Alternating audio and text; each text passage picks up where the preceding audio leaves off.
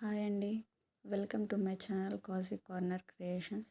ఈరోజు నేను మీకు ఒక సింపుల్ వెజ్ పులావ్ రెసిపీ చూపించబోతున్నాను. దానికి కావాల్సిన ఇంగ్రీడియంట్స్ చూద్దాం. వాటికి కొన్ని vegetables, ginger garlic paste, biryani spices, salt, garam masala and turmeric. Optional ఇది, మీకు ఇష్టం ఉంటే వేసుకోండి. అండ్ హాఫ్ అన్ అవర్ ముందు కడిగి సోక్ చేసుకున్న బాస్మతి బియ్యం. ఫస్ట్ ఆయిల్ని హీట్ చేసుకోవాలి. ఆయిల్ బాగా హీట్ అయిన తర్వాత బిర్యానీ స్పైసెస్ వేసి ఫ్రై చేసుకోవాలి. బిర్యానీ స్పైసెస్ ఫ్రై అయిన తర్వాత ఆనియన్స్ వేసి ఆనియన్స్ ఫ్రై చేసుకోవాలి.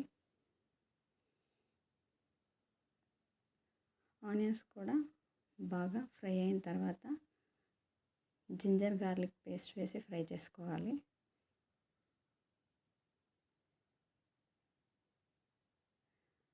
జింజర్ గార్లిక్ పేస్ట్ పచ్చివాసన పోయేంత వరకు ఫ్రై చేసుకోవాలి.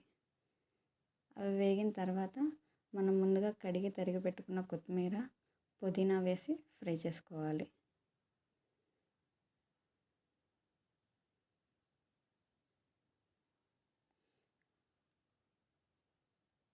పుదీనా, కొత్తిమీర కూడా ఫ్రై అయిన తర్వాత మనం ముందుగా కట్ చేసి పెట్టుకున్న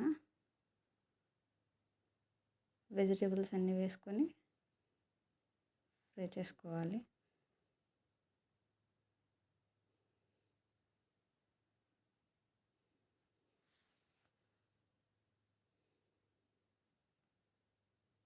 వెజిటేబుల్స్ త్వరగా మగ్గడం కోసం కొంచెం పసుపు అండ్ కొంచెం సాల్ట్ వేసుకొని ఫ్రై చేసుకోవాలి.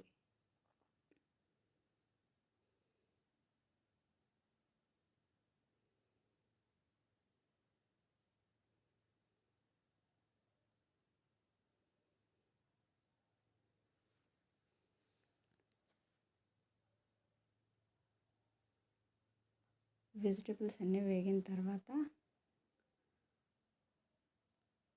కప్పు బియ్యానికి 2 కప్పులు నీళ్ళు పోయాలి. ఇక్కడ కొంచెం వీడియో మిస్ అయింది.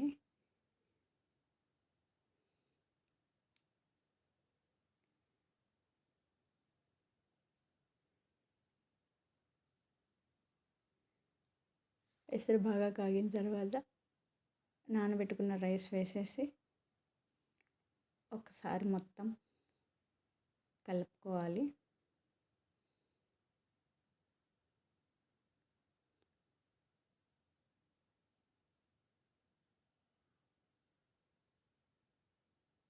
ఈ టైంలోనే ఒకసారి సాల్ట్ అది చెక్ చేసుకోండి.